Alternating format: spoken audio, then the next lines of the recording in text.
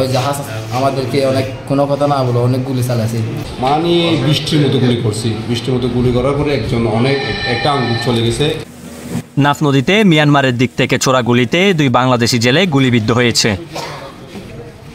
রোববার সকালে টেকনাফের শাহাপরী দ্বীপের নাইকুংদিয়া সীমান্তে এই ঘটনা ঘটে।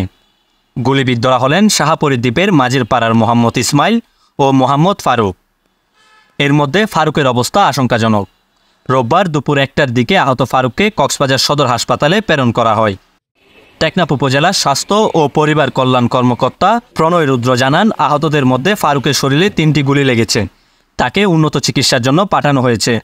এখানে গুরুতরভাবে আমরা যাকে পেয়েছি তার নাম হচ্ছে মোহাম্মদ ফারুক, যিনি হচ্ছে গান শট ইঞ্জুরি হচ্ছে। ওনার হচ্ছে 3টা জায়গায়, একটা হচ্ছে যে রাইট ফুট ডান পায়ে, আর একটা হচ্ছে যে বাম পাশের উরুতে লেফট থাই, আর একটা হচ্ছে যে বাম পাশের লিটল ফিঙ্গারে গুলির কারণে অ্যাম্পুটেশন হয়েছে, অর্থাৎ আঙ্গুলটা চিরে পড়ে গেছে।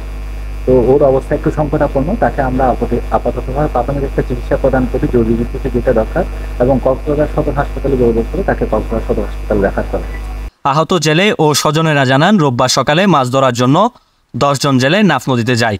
এ সময় তাদেরকে লক্ষ্য করে গুলি ছুড়ে, এতে 2 জন গুলিবিদ্ধ হয়। জেলেদের দাবি, তারা বাংলাদেশের জলসীমায় ছিলেন। মিয়ানমার সীমান্তরক্ষী বাহিনী বিজিপি গুলি ছুড়ে বলে দাবি তাদের। পর আসার সময় আমাদেরকে আমাদের শাহপুর দ্বীপের কাছাকাছি নাক্কুমডিয়ার আমাদের শাহপুর দ্বীপের কাছাকাছি থেকে একটা বড় জাহাজ এসে ওই জাহাজ আমাদেরকে অনেক কোনো কথা না বলে অনেক গুলি চালাইছে। আমরা ট্রলারে 2 জন ছিলাম। আমাদের ড্রাইভার আহত হয়েছিল, আর আমার গায়ে একটা শিক্ষা গায়ে।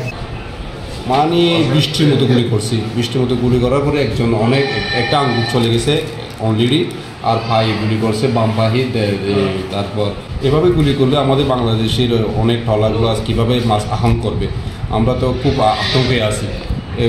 গুলি আই রে মায়ের না থেকে গুলি করছি রে, বাংলাদেশ সীমান্তের মধ্যে আইয়া না থেকে গুলি করছি।